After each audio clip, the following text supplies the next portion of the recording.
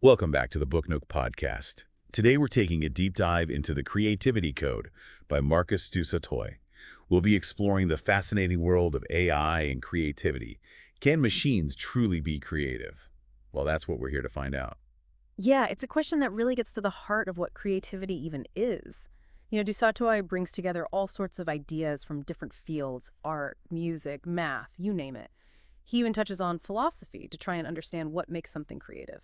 So to kick things off, du Sautoy starts with Ada Lovelace and the analytical engine. For those who don't know, Lovelace was this brilliant mathematician, considered a pioneer of computing, but she was pretty skeptical about whether machines could be truly creative. She believed they could only do what we programmed them to do. No real originality there. Yeah. Right, Lovelace famously said that the analytical engine had no pretensions whatever to originate anything. But what's interesting is that du Sautoy uses this as a jumping off point to ask, well, is human creativity all that different? Maybe our creativity is more algorithmic than we realize. Maybe we have rules too, even if we're not aware of them. That makes you wonder about all those artists and musicians who say they just work on pure inspiration. But Lovelace wasn't completely dismissing the idea of machine creativity. She thought if we understood the fundamental rules behind art and music, well, then machines could potentially create them too. Exactly. And that brings us to another key concept. Du Sautoy explores the different types of creativity. He introduces Margaret Bowden's framework, which breaks down creativity into three main types: exploratory, combinational, and transformational. And he argues that computers are already really good at exploratory creativity. Just think about all those AI-generated images we see online these days. Yeah, like exploring all the possible variations within a set of rules, like coming up with endless variations on a melody. But then there's that really mind-blowing stuff, the transformational creativity. That's where the rules themselves get changed. It's like when mathematicians realize that the square of a number doesn't have to be positive. I mean, that completely revolutionized math. Right. That kind of rule breaking, that seems uniquely human, at least for now. But Du Sautoy suggests that even those breakthroughs often follow a pattern identifying a key assumption and then flipping it. So the question is, could AI learn to do that too? Good question. Okay, so that leads us to a story that I'm sure a lot of people have heard of, DeepMind's AlphaGo. This was the AI that conquered the ancient game of Go. Now, I have to admit, I'm no Go expert, but I know it's incredibly complex, way more so than chess. Oh, absolutely. Go is on a whole other level. There are more possible Go board configurations than there are atoms in the entire universe. For a long time, people thought AI would never be able to beat a top human player. Then AlphaGo came along. And it blew everyone's minds. But what was so groundbreaking about its victory over Lee Sedol, besides the obvious? Well, it was how it won. AlphaGo learned by playing millions of games against itself, using something called reinforcement learning. First, it used data from human games, but then it started playing on its own. And then came Move 37 in the second game against Sedal. That was the real shocker. Yeah, this was the move that was so unexpected, so brilliant, that Sedol literally got up and left the room. Like he couldn't even process what the AI had just done. It was a move that no human would have even considered. It went against all the conventional wisdom, but it turned out to be a strategically brilliant move. It showed that AlphaGo wasn't just imitating human players. It was seeing the game in a fundamentally different way. Okay, I'm getting chills just thinking about it. It's like a glimpse into some alien intelligence, but one that we created. But let's bring it back down to earth for a bit. The book also talks about how algorithms are shaping our everyday lives, starting with this funny anecdote about a grandmother who used please and thank you when she typed her search queries into Google. Right. It's such a great example of how we tend to anthropomorphize technology without really understanding how it works. Dusawa uses this story to introduce the concept of Google's PageRank algorithm, and he explains it in a way that actually makes sense, using this analogy of websites as containers that are redistributing balls based on links. So the more links a website has, the more balls it gets, which means a higher ranking. That's kind of like my email inbox after a holiday weekend overflowing. But then he gets into this thing called eigenvectors. And I have to admit, that part went a bit over my head. Yeah, eigenvectors can be a bit tricky to wrap your head around. They're basically a way to measure the influence of each website within the whole network. It's about finding the stable distribution of those balls, the ones that keep circulating even after things settle down. Okay, I'm starting to get it. But the point is, even these really sophisticated algorithms can be manipulated, right? Like that example where people gamed the system so that when you searched for the word idiot, the top result was a picture of a certain politician. Exactly. It highlights the power of algorithms, but also the potential for them to be misused. And it's not just about ranking websites. Think about algorithms in matchmaking, like the ones used by dating apps. Wait a minute, are you telling me that love is just an algorithm now? Well, not quite. But Du Sautoy explains it through this concept called the stable marriage problem. It's this mathematical puzzle about pairing people up based on their preferences in a way that makes everyone as happy as possible. And there's actually a Nobel Prize-winning algorithm, the Gale-Shapley algorithm, that solves it. Okay, that makes more sense than swiping right on blurry photos and hoping for the best. But what about the use of algorithms in art? That's where things get really interesting. Du Sautoy talks about Harold Cohen's Aaron, one of the early AI programs that could actually create art. Yeah, Aaron created all sorts of images, often human figures, based on rules that Cohen programmed into it. And it sparked this huge debate. Was Aaron truly creative, or was it just following orders? It raises this fundamental question about whether there can be autonomy within a set of rules. It's almost like the nature versus nurture debate, but applied to AI. And speaking of art and algorithms, the next Rembrandt project was pretty wild. Oh, yeah, definitely. In that project, they used an algorithm to create a brand new painting in Rembrandt's style. They analyzed tons of his existing work, looking at his brushstrokes, his composition, even the way he painted facial features. And the result was technically amazing, but it really divided people. Some saw it as a breakthrough, while others called it soulless mimicry. I guess it all comes down to how you define art in the first place. But that leads us to another fascinating area, AI-generated music. Du Sautoy starts with David Cope's experiments in musical intelligence, or EMI for short, and its alter ego, Emmy. Ah, yes, Emmy the AI composer. She actually fooled some music experts with her compositions. Initially, Cope was interested in using algorithms to help overcome writer's block, but his project evolved into something much bigger. Emmy ended up composing music in the styles of famous composers like Bach and Mozart. And get this, in a blind listening test, some people actually preferred Emmy's Bach to the real thing. That's incredible, but also kind of unsettling, don't you think? If an AI can create music that moves us just as much as human-composed music, what does that say about the essence of music itself? It definitely raises some profound questions. Douglas Hofstadter, the famous cognitive scientist, was actually pretty troubled by EMI. He wondered if music was much less than he thought if a machine could replicate it. So are we just patterns and algorithms after all? I'm not sure I like that idea. Well, Du Sautoy explores this idea through the concept of emergent phenomena. This is the idea that new properties can arise from the interaction of simpler parts. Maybe AI-generated art or music is more than just the sum of its code, even if it originates from code. Okay, that's given me a lot to think about. But before we go too far down that existential rabbit hole, we still have a whole book to unpack. We do. And we've only just scratched the surface of what Du Sautoy explores in the Creativity Code. He uses all these different examples, from finance to sports, even storytelling, to help us understand both the power and the limitations of creativity, whether it's human or artificial.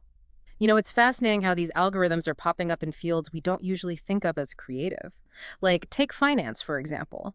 Du Sautoy shares this cautionary tale about algorithms gone wild in the world of online bookselling. Okay, Wall Street gone rogue. I'm all ears. What happened? So there were these two sellers on Amazon, and they were using algorithms to automatically adjust their prices based on what the other was doing, basically trying to outsmart each other. Ah, a pricing war, but with algorithms calling the shots. Sounds like a recipe for disaster. It was. Because the algorithms were so focused on just beating each other, they ended up creating this crazy feedback loop. Prices started going through the roof. I mean, how high are we talking here? Did things get a little out of control? Out of control is putting it mildly. This book about flies, I kid you not, a book about flies that was originally priced at like $40, ended up being listed for over $23 million. $23 million for a book about flies. Talk about inflation. I guess that's what you call a bug in the system. Right. It just shows how even with sophisticated algorithms, you still need human oversight. But it also illustrates this more subtle point. Du Sautoy makes the power of small changes compounding over time. That price didn't jump to millions overnight. It was this gradual escalation as the algorithms kept tweaking things. Yeah, a little tweak here, a little tweak there, and suddenly you're in the millions. Definitely makes you think twice about those set it and forget it algorithms. For sure. And speaking of small changes adding up, Du Sautoy actually takes us into the world of sports next. He uses Google's PageRank algorithm, the one we were just talking about, as a way to analyze soccer teams. Hold on. How do you apply a web ranking algorithm to a soccer team? That seems like a bit of a stretch. It's actually pretty clever. Think of each player as a website, and every time they receive a pass, it's like a link to their site. So the more passes a player gets, the higher their page rank within the team's network. So it's like a way to measure a player's influence based on their position in the passing network. Precisely. He uses this to compare different playing styles. Like he talks about the Spanish team, who are famous for their tiki-taka style, lots of short passes and constant movement. He contrasts that with teams that rely more on a star player. So I'm guessing with the Spanish team, the page rank would be more distributed across the whole team with no single player dominating. Exactly. Their page rank would be spread out, reflecting their interconnected play, whereas a team that relies heavily on a star player would have a page rank that's much more concentrated. That's fascinating. You could actually quantify different playing styles using this algorithm. But du Sautoy doesn't shy away from the ethical side of algorithms either, right? Seems like that's unavoidable these days. Oh, absolutely. And one of the biggest concerns is algorithmic bias. Yeah, that's something we hear a lot about. But honestly, I'm not always sure I fully understand what it means or why it's such a big problem. Can you break it down for us? Sure. It all comes down to the data that these algorithms are trained on. If that data reflects existing biases in society, well, the algorithm will inherit those biases. It's like the old saying, garbage in, garbage out. So even if the algorithm itself is neutral, the data it learns from can make it biased. Exactly. Du Sautoy uses the example of facial recognition software that has trouble accurately identifying people with darker skin tones. And that's often because the training datasets contain way more images of people with lighter skin. So the algorithm is basically just mirroring the biases that already exist in the real world. But that doesn't make it okay, right? Definitely not. Because these algorithms are being used in all sorts of high-stakes situations, like law enforcement, for instance, the consequences of these biases can be really serious. It's a good reminder that building these powerful algorithms is only part of the story. We also need to think carefully about how they're used and the potential for them to do harm. Absolutely. And that's one of the Du Sautoy's main points. As artificial intelligence becomes more powerful, we have to have open and honest conversations about the ethical challenges it presents.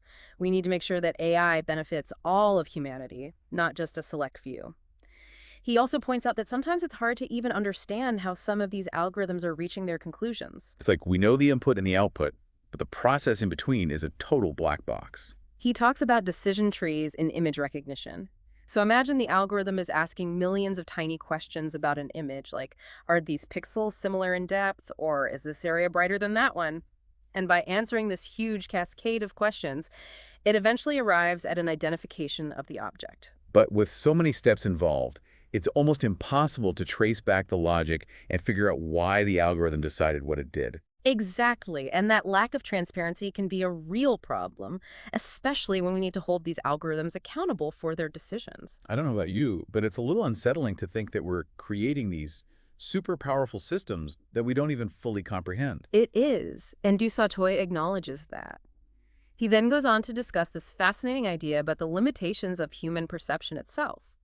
He describes an art exhibit of Gerhard Richter's work, where the artist used an algorithm to randomly generate arrangements of colored squares on canvases. So wait, the art was created by an algorithm, not by Richter himself. That's a pretty radical concept. It is. And Du Sautoy, being the mathematician that he is, found himself trying to find patterns in these seemingly random arrangements. Well, our brains are wired to look for patterns even when they don't exist, like seeing faces in the clouds or animals in random shapes. Exactly. And he spent days analyzing these paintings, counting the color combinations, comparing them to what true randomness would predict. And he raises this question, are we seeing patterns even when there are none? Which I guess makes you think about all the ways we interpret data in the world, not just in art, but in everything. Are we imposing our own biases and assumptions without even realizing it? It's a deep question, and it leads Du Sautoy to think about the role of randomness in creativity itself.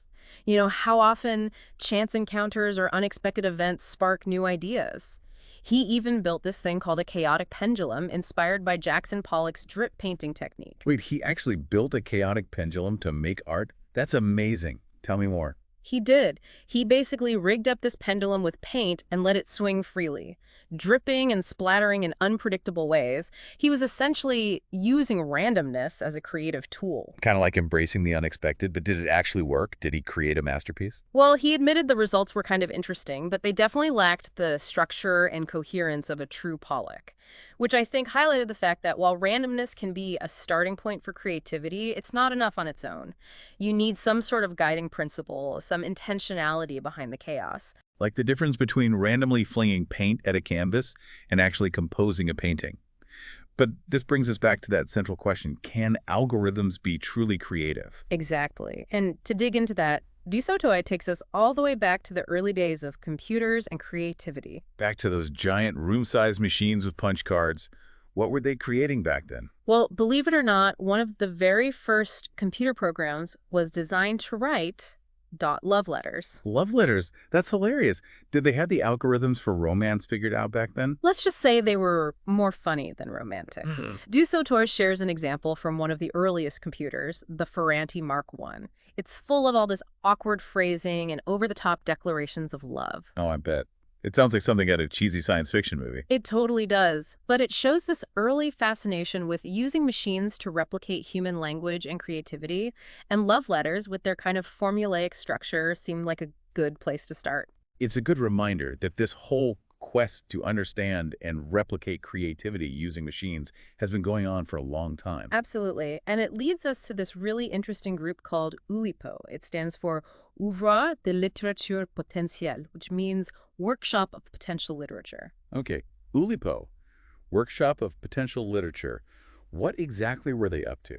So it was this group of writers and mathematicians who were all about using constraints and rules to generate new forms of literature. They were really into the idea of using mathematical principles to spark creativity. So kind of a blend of art and science pushing the boundaries of language. Exactly. And while they didn't use computers directly, their approach had a lot in common with algorithmic thinking. One of their most famous members was Raymond Queneau, who wrote this book called 100 Trillion Poems. Wait, 100 trillion poems? That's Ah. insane. How is that even possible? Oh, it's brilliant. He wrote 10 different versions of each line of a sonnet. And the book was designed so that you can mix and match the lines however you wanted to create unique poems. So basically it was like a poetry generator, kind of like a proto-algorithm in a way. Exactly. And it highlights this idea that sometimes constraints can actually make you more creative. By setting limitations, you force yourself to think differently, to explore new possibilities within those boundaries. That's an interesting idea. I guess sometimes having no limitations can be just as paralyzing as having too many. But how does all this connect to the more modern uses of algorithms in creative writing, like with machine learning? Well, now we have algorithms that can analyze massive data sets of text, like, say, the complete works of Shakespeare or all the Harry Potter books. So the algorithm can learn the author's style and then generate new text in that same style. Yep. Du Sautoy mentions a project called Motnik that used this approach to write a whole new chapter of Harry Potter. Oh, wow. Did it work? Did they manage to create a worthy addition to this series? Let's just say it was more of a fun experiment than a literary masterpiece. It was this weird mix of recognizable Harry Potter tropes and completely nonsensical phrases. Sounds about right. So not quite ready to replace J.K. Rowling just yet. Nope. But it did show the potential of machine learning for creative writing. But it also showed that human guidance and editing are still pretty crucial. Like having a writing partner who's great at brainstorming, but needs a little help with the actual writing. That's a great way to put it. So we've got algorithms, writing love letters, poems, even trying their hand at Harry Potter. What other creative writing applications are there? This seems like just the tip of the iceberg. Yeah, another area where algorithms are making a real difference is in news reporting, especially for data-driven stories like financial earnings reports or sports recaps. So basically taking raw data and turning it into readable news articles. That sounds incredibly useful. It is. And these algorithms can do it with incredible speed and accuracy. Like the Associated Press, for instance, using algorithms to generate tons of earnings reports every quarter. That frees up their human journalists to focus on more in-depth work. Yeah, it's like automating the more routine, data-heavy stuff so the journalists can spend more time on what they do best.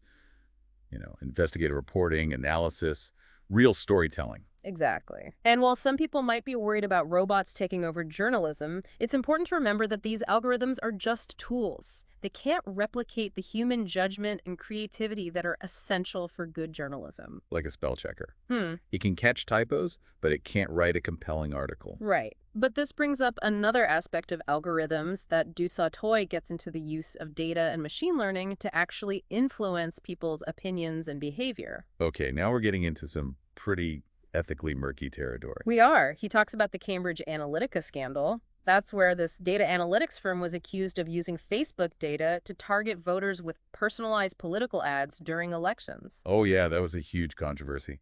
But I'm still a bit fuzzy on how it all works. How can an algorithm actually change someone's political views? Well, it starts with collecting massive amounts of data on people's online activity. Their likes, their shares, their browsing history, everything. They use this data to build psychological profiles, figuring out people's interests, their values, even their fears and insecurities. And then they use those profiles to craft messages that are designed to push those buttons delivered through social media feeds. Exactly. And because these messages are so personalized and they're showing up on platforms that we use every day, they can be incredibly effective. People might not even realize they're being manipulated. It's like a form of digital mind control. That's pretty scary. Yeah, it's a powerful tool. And Du Sautoy really grapples with the ethical implications. Is it right to use people's personal data to manipulate their opinions? Where do you draw the line? It's a tough question. On the one hand, we want to protect people's privacy and their autonomy. But on the other hand, algorithms can also be used for good, like promoting public health campaigns or encouraging people to vote. Right. It's not so much about algorithms being good or bad. It's more about how they're used. Yeah. And that's something we need to talk about as a society. We need to figure out how to harness the power of these tools responsibly. So we've gone from algorithms writing love letters to maybe shaping the outcomes of elections. That's quite a journey. But what about the core question of this whole book? Can machines be truly creative? Well, Du Sautoy doesn't give a definitive answer. He presents all these different perspectives and arguments and then leaves it up to the reader to decide. So after all this exploration, what are some of the key takeaways about the potential for machine creativity? I think one thing is clear. AI has already demonstrated incredible feats of creativity, whether it's mastering Go, generating photorealistic images, or even composing music that can fool experts. But the question remains, is that true creativity or is it just really sophisticated mimicry? That's the heart of the debate, isn't it? Some people argue that true creativity requires consciousness, intentionality, a real understanding of the world, and that's something that AI currently lacks. But others say that maybe those qualities are just emergent properties. Maybe they'll arise as AI systems become more complex. Right. And another key takeaway is that we still don't fully understand the relationship between human creativity and consciousness. How do our brains generate new ideas? How do we experience the world in a way that allows us to create art and music and literature that resonates with others? These are still big mysteries. Maybe by studying machine creativity, we'll actually learn something new about ourselves along the way. That's definitely a possibility. And finally, Du Sautoy suggests that our definition of creativity might need to evolve as AI continues to advance. What we consider creative today might seem totally commonplace tomorrow. Maybe AI will force us to re-examine our own creative potential, to break free from our limited ideas about what's possible. Okay, so we've covered a lot of ground in this deep dive. From the technical details of algorithms to the impact on art, music, even politics. What's in store for us in the final part? In part 3, we're going to dive into Du Sautoy's personal quest to see if AI can be a partner in mathematical discovery, not just a fancy calculator. He takes us to the frontier of math and AI, asking profound questions about knowledge, truth, and the limits of human understanding. Sounds intense. Can't wait. This deep dive into the creativity code just keeps getting more and more fascinating. Okay, so we're back for the final part of our deep dive into the creativity code. We've talked about AI and art, AI and music, AI even trying to write a Harry Potter chapter. But now we're getting into something that's always been a bit of a mystery to me, honestly. Math. Ah, yes. Math. Well, Du Sautoy takes us deep into the world of mathematical proofs and explores this really fascinating question. Can AI actually be a partner in mathematical discovery, not just a really powerful calculator? Okay, so how does AI even fit into the world of mathematical proofs? I always thought of math as this very pure, logical pursuit, something uniquely human. Well, Du Sautoy starts by comparing mathematical proofs to games like chess or Go. He says you've got your axioms, which are the starting truths. Those are like the initial positions of the pieces on the board. And then you've got the rules of logic, which dictate how you can manipulate those axioms to reach new truths. Those are like the rules of the game, telling you how the pieces can move. So a proof is like a series of moves guided by logic to reach a specific outcome. Exactly. And just like there are countless possible chess games, there are countless possible proofs. The challenge is finding the most elegant, the most insightful path to the theorem you're trying to prove. And that's where AI comes in. It can explore all those different paths so much faster than any human could. Right. But it's not just about brute force calculation. Du Sautoy says that AI can actually help mathematicians identify promising strategies for constructing proofs. It can spot patterns and relationships that humans might miss. It's almost like having a chess grandmaster whispering in your ear, suggesting moves you hadn't even considered. But even with chess, there's more to it than just winning, right? There's this beauty, this elegance in a well-played game. Absolutely. And that's where things get even more interesting with AI and math. Can an AI really appreciate the beauty and elegance of a proof? Can it experience that aha moment of discovery that mathematicians live for? That's a tough one. Those seem like such subjective experiences, the kind of things that make us human. Yeah, they do. But Du Sautoy doesn't completely rule out the possibility that AI could develop its own kind of aesthetic sense, maybe one that's based on different criteria than ours. That's kind of mind-blowing. It's like imagining aliens having their own forms of art or music that we might not even recognize as such. Exactly. And this leaves Du Sautoy to discuss the limitations of human cognition and how AI might be able to push beyond those limitations. He points out that some mathematical proofs are becoming so incredibly complex that it's practically impossible for any single human to fully understand them. So we're hitting the ceiling of what our brains can handle. In some areas, yeah, maybe. And that's where AI could become this indispensable partner. It could help us navigate these increasingly complex mathematical landscapes. It's like using a super powerful telescope to see parts of the universe that would be totally invisible to the naked eye. Exactly. And that reminds me of something Du Sautoy talks about the ancient Babylonian mathematicians. They developed these amazing techniques for calculating things like square roots, but they didn't really understand the underlying principles. So they could do the math, but they didn't know why it worked. Right. And Du Sautoy suggests that maybe AI is at a similar stage right now. It can perform these amazing feats of calculation. It can even discover new theorems. But it doesn't yet have that deep conceptual understanding that human mathematicians have. It's like that brilliant student who can ace all the tests, but can't really explain the concepts behind the answers. So if AI is still in this early stage, where could it go from here? Well, Du Sautoy believes that as AI continues to evolve, it will develop a much richer, a much deeper understanding of mathematics. And that could lead to breakthroughs we can't even imagine right now. Okay, I can see the potential there, but I can also see why some mathematicians might be feeling a little worried. If AI takes over all the heavy lifting, does that mean math becomes too automated, too impersonal? It's a valid concern for sure. But Du Sautoy argues that AI can actually enhance human creativity in mathematics. By taking care of all the more tedious tasks, it frees up mathematicians to focus on the conceptual and creative aspects of the work. So it's not about replacement, it's about collaboration. Precisely. And he talks about this mathematician, Doron Zeilberger, who's really been a pioneer in using computers to prove theorems. He even insists on listing his computer program as a co-author on all of his papers. Wow, that's a pretty bold statement. It is, and it really highlights this shifting boundary between human and machine creativity.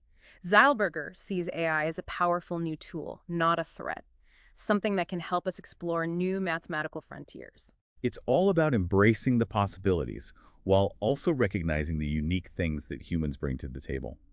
But all of this raises some pretty big philosophical questions about the nature of mathematical knowledge. For sure. Is math something that's discovered, or is it created? Is it absolute, or is it relative? Du Sautoy doesn't claim to have all the answers, but he offers some really thought-provoking perspectives. He suggests that mathematical knowledge is probably a bit of both discovered and created. How so? Well, it's discovered in the sense that there do seem to be these objective mathematical truths that exist, whether we're here to think about them or not. But it's also created in the sense that we're the ones who choose the axioms we start with.